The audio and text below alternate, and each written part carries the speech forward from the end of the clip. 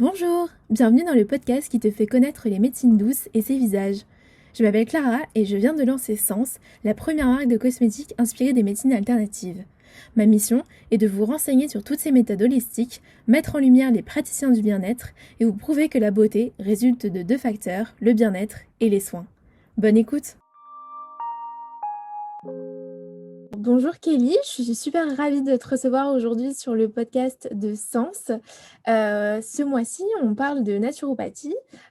Du coup, c'est un réel plaisir de t'avoir puisque forcément tu es naturopathe. Est-ce que d'abord tu pourrais te présenter, nous dire un peu ton parcours et ce qui t'a amené à faire de la naturopathie? Oui, alors bonjour et je suis ravie de participer à ton podcast.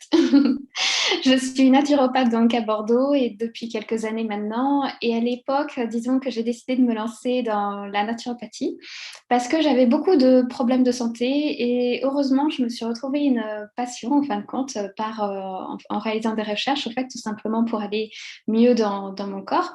Et c'est vrai que quand mon entourage également avait pas mal de soucis de santé, je devais toujours comprendre la raison, comment trouver des solutions naturelles, qu'est-ce qu'on pouvait faire au quotidien, etc. Et donc aujourd'hui, je me suis spécialisée sur les problèmes de peau, car c'est un sujet alors j'aurais pas du tout pensé faire à l'adolescence, mais Mm. cette problématique qui est l'acné, en fait, disons que l'acné m'a torturée pendant plusieurs années. Et aujourd'hui, lorsque je reçois des clients ou des clientes à ce sujet lors de mes consultations, j'ai vraiment à cœur au fait de les aider afin qu'ils ne vivent pas la même situation que moi, qu'ils ne passent pas par la même lenteur pour connaître justement la cause et les différentes solutions naturelles, etc. Surtout quand on a essayé beaucoup de choses à ce sujet. Ou sinon, voilà, pour que les personnes, au fait, passent rapidement ce passage-là. Parce que je sais, au fait, à quel point on peut justement souffrir de l'acné, ça mine le moral, l'image de soi, etc. Ouais, carrément. J'en ai moi-même souffert et c'est vrai que quand on passe par 10 000 dermatos qui nous donnent tous les traitements et on voit que ça fonctionne pas, ça a un impact sur la santé mentale qui n'est non négligeable en fait. Et Mhm. c'est vrai que ouais, c'est un vrai fléau. Oui. Est-ce que tu peux, nous expliquer du coup, pour les personnes qui connaîtraient, pas grand-chose, aux médecines douces, qu'est-ce que c'est en fait la naturopathie?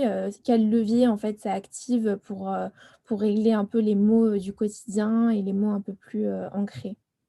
Oui, alors c'est vrai que la naturopathie, elle est vraiment là au fait pour aider et prévenir les problèmes de santé, donc de façon la plus naturelle possible. Donc si on veut faire la définition, c'est à peu près ça. Après, pour expliquer vraiment ce que c'est la naturopathie, j'aime bien expliquer comment se passe en fin de compte une consultation Mmh. concrètement. Donc en fait, ça se passe enfin la première consultation dure 1h30 à peu près. Les consultations de suivi sont un petit peu moins longues, elles peuvent durer donc entre 30 minutes et 1 heure.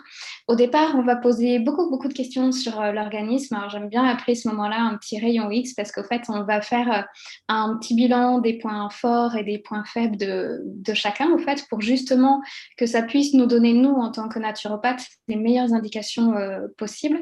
Parce qu'en plus, là, parfois, une personne vient avec un problème, mais nous, on voit que la source du problème est tout autre, en fin de compte, de ce que la personne pensait. Donc, c'est important de vraiment faire un bilan de l'ensemble de l'organisme. Et par la suite, donc, on va indiquer des conseils alimentaires. C'est vraiment une grande partie, vraiment l'alimentation, c'est une grande partie de la consultation. Puis, s'il y a besoin, on pourra donner des conseils donc en phytothérapie, tout ce qui est les plantes, ou peut-être via les huiles essentielles, qui est l'aromathérapie ou les bourgeons de plantes, etc. Il est possible aussi de donner des exercices respiratoires, des conseils sur le sommeil, sur l'hygiène de vie, etc. Pour justement réaliser un travail en profondeur et pas seulement uniquement sur les symptômes ou en Mmh. surface. Mmh. Ce que j'aime bien avec la naturopathie, c'est que je trouve que c'est un bon moyen de commencer dans les médecines douces. C'est vraiment une méthode qui parle à beaucoup et que je trouve, facile à comprendre et à intégrer, quoi. C'est sûr. Donc tu nous disais que tu es spécialisée dans les problèmes de peau, notamment du coup l'acné. Tu en parles beaucoup sur tes réseaux, notamment sur Instagram. Est-ce que tu peux du coup nous parler en fait des différentes causes de l'acné que toi tu as identifiées et quelles solutions en fait la naturopathie, peut y apporter en fonction du coup de ces différentes causes? Oui, tout à fait. Alors, disons que c'est vrai que l'acné, donc il n'y a pas une seule cause, il y en a vraiment plusieurs, et souvent l'image que l'on se fait, c'est que c'est quelque chose d'adolescent en fait, mais ça ne Mm. s'arrête pas du tout à l'adolescence, ça serait vraiment trop beau. Justement, quand un déséquilibre s'installe, ben, ça peut poursuivre jusqu'à l'âge adulte ou même se déclencher à l'âge adulte. Donc, concernant les causes, cela peut être donc une cause hormonale, digestive ou liée aussi à l'hygiène de vie, tout ce qui est stress, manque de sommeil, décalage horaire ou une utilisation de mauvais cosmétiques ou trop de perturbateurs endocriniens, etc. Et donc, si on a une acné, disons, hormonale, il va falloir savoir exactement en fait quelle hormone nous pose problème. Est-ce que c'est plutôt un excès d'ostrogène, plutôt une carence de progestérone ou les androgènes, ce qui est appelé les hormones mâles aussi, est-ce qu'elles sont excessives? Donc, il faudra vraiment voir les symptômes pour repérer au fait s'il y a une hormone qui pourrait poser problématique, ou peut-être que ça peut être lié notamment à l'arrêt de la pilule ou à une pilule pas Mm. très bien adaptée, ou à certaines pathologies aussi telles que le syndrome d'ovaire polykystique, etc. Et si on a une acné digestive, on peut souffrir donc de l'acné liée à notre alimentation parce que celle-ci donc soit elle est déséquilibrée ou sinon peut-être trop riche en sucre ou un transit perturbé, une intolérance alimentaire ou voilà, il y a pas mal de Mm. causes à ce sujet-là. Donc, il est vraiment important de savoir pourquoi, en fait, on souffre de problèmes de peau pour aller au cœur du problème et trouver les solutions selon la cause. Et donc, à partir de ça, il va y avoir plusieurs solutions qui va s'ouvrir à nous. Donc, que ce soit digestif ou hormonal, par contre, ou même via le stress, il va falloir toujours vérifier l'alimentation, l'hygiène de vie, parce que ça reste la base en naturopathie, c'est vraiment extrêmement important. Donc, parce qu'en fait, si on n'en prend pas compte, disons qu'on peut faire quelques bêtises, par exemple, que ce soit via l'alimentation ou autre, si on perturbe nos hormones, en fin de compte, on aura beau apporter un complément ou une Mm. plante miraculeuse, etc. Mais derrière, si nous on alimente, bah, ça veut dire que le problème va revenir tôt ou tard. Donc, c'est pour ça qu'il y a toujours la base alimentaire, hygiène de vie. Et ensuite, qu'est-ce qu'on peut faire encore davantage? Dans ce cas, il y a les plantes, les huiles essentielles, etc. Ouais, bien sûr. Est-ce que, tu sais, on voit souvent passer sur Instagram des visuels avec, par exemple, si on a de l'acné sur le front, ça veut dire que c'est à cause de l'alimentation et cetera. Est-ce que ça, c'est vrai ou c'est complètement un mythe? Oui et non en fait. Il y a pas, c'est vrai que c'est pas magique. Disons que en effet au niveau du front, c'est souvent lié d'un point de vue hépatique au niveau du foie. C'est Mmh. quelque chose qui est vraiment très reconnu en médecine chinoise. Ouais. Nous en Occident, c'est vrai qu'on a un petit peu de mal à déchiffrer tout ça.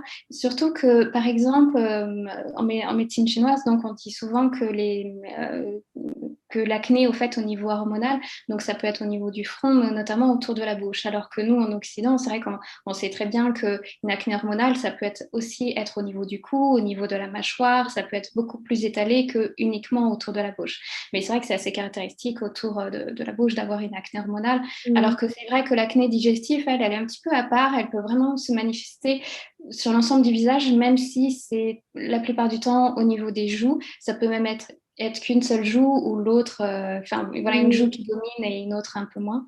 Mais par contre, le niveau vraiment hépatique lié au front, c'est vraiment quelque chose dont je remarque qui est très très fréquent et qui se révèle souvent vrai parce qu'on va aider justement à soutenir l'alimentation et le foie et bizarrement on n'a plus Ça du tout fonctionne. d'acné. Mmh.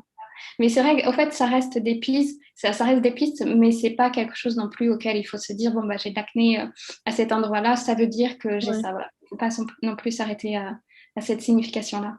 OK, c'est hyper intéressant. Comment selon toi, du coup, c'est possible pour ceux qui nous écoutent d'intégrer un peu la naturopathie dans leur quotidien? Bon, on parlait beaucoup d'alimentation, donc forcément, je pense que déjà c'est un peu la clé. Mais, aussi par exemple dans son rituel beauté ou tout ça, comment c'est possible selon toi de le faire? Alors, disons que ça fonctionne justement comme ça. La naturopathie, c'est des gestes que l'on va faire donc d'un point de vue alimentaire, rituel beauté, etc. On va fuir le stress, on va dormir suffisamment. Voilà, donc par rapport au stress, ça va être des astuces de relaxation respiratoire, méditative. D'un point de vue alimentaire, ça va être peut-être un rééquilibrage ou une éviction de sucre ou vérifier les sources de phytoestrogènes pour pas qu'ils soient dominants et dominent justement cette seconde partie du cycle. d'un point de vue rituel beauté, donc je conseillerais de vraiment faire le plus simple possible en fin de compte. Mmh. C'est la bêtise qu'on pourrait faire quand on souffre d'acné, c'est justement de mettre trop de cosmétiques sur sa peau. Mais on sait que l'acné, c'est pas du tout un problème d'hygiène en fin de compte, ce serait trop Ouais. facile. En revanche, ce que nous mettons, nous, sur la peau peut influencer justement sa texture, les comédons, etc. Donc, ce que je conseille, c'est vraiment de faire simple pour éviter de trop perturber les choses. Ouais, tout à fait, je suis vraiment d'accord. On fait trop souvent, je pense, l'erreur de vouloir décaper et au final, ça aggrave plus la chose qu'autre chose, quoi.